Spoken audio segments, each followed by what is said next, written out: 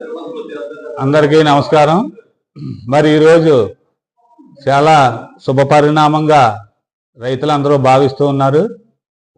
మరి ఈరోజు ఈ సమావేశానికి ముఖ్య ఉద్దేశం ఏంటంటే, మండపేటలో రాంపురం నియోజకవర్గం యొక్క రైతులు ధాన్యం కొనుగోలుకి బాయిల్ మిల్ లేక ఇబ్బంది పడటంతో మండపేటలో విక్రయించుటకు మరి మంత్రి సుభాష్ గారు, అలాగే మన మార్కెట్ చైర్మన్ అర్కల రశ్వంత్ గారు, మన పెద్దలు గౌరవనీయులు గరిపాటి సూర్యనారాయణ గారు, మరి ఇలాగా అనేక మంది కూటమి నాయకులు మరి మంత్రి గారి దృష్టికి తీసుకెళ్ళి మరి ఈ రైతుల యొక్క సమస్య తీర్చాలని ఆర్డీఓ గారు కూడా రిప్రజెంటేషన్ ఇవ్వడం జరిగింది మేమందరం.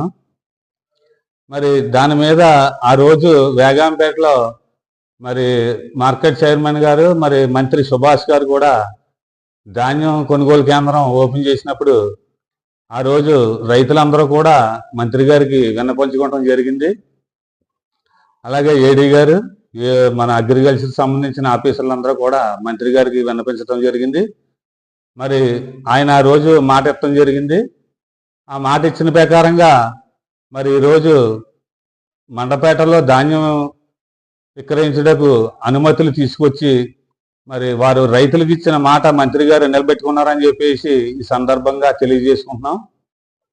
అదేవిధంగా మన పక్క నియోజకవర్గం శాసనసభ్యులు ఏగులు జోగేశ్వరరావు గారు కూడా మరి దీని మీద మరి దృష్టి పెడతాం. మనందరూ కూడా వారికి కృతజ్ఞతలు తెలుపుకుంటున్నాం. రైతులందరి తరఫున కూడా కృతజ్ఞతలు తెలుపుతున్నాం ఆయనకి.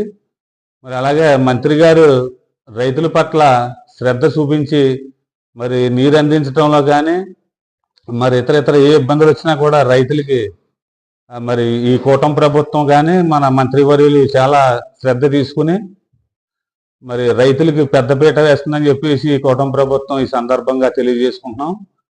మరి అదేవిధంగా గత ప్రభుత్వం కంటే ఈ కూటమి ప్రభుత్వంలో మరి రైతులకి చూసిన 24 గంటల్లో లేదా 48 గంటల్లో సిఎంఆర్ డబ్బులు అకౌంట్లో పడటం జరుగుతుంది.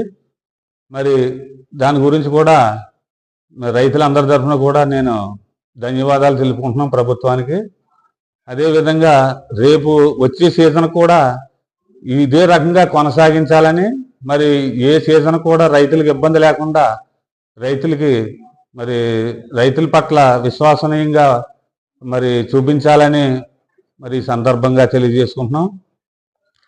మరి అదేవిధంగా ఈ ప్రభుత్వం ఈ కాలువలో పూడికలు కానీ నీరు అందించడంలో కూడా మరి కూటమి ప్రభుత్వం మన మంత్రివర్యులు చొరవ తీసుకుని, మన మార్కెట్ చైర్మన్ గారు అది చొరవ తీసుకుని రైతుల పట్ల విశ్వసనీయంగా మరి పనిచేస్తున్నందుకు రాంపురం నియోజకవర్గ తెలుగు రైతు విభాగం అధ్యక్షులుగా మరి అందరికీ కూడా నేను ధన్యవాదాలు తెలుపుకుంటూ సెలవు తీసుకుంటాను.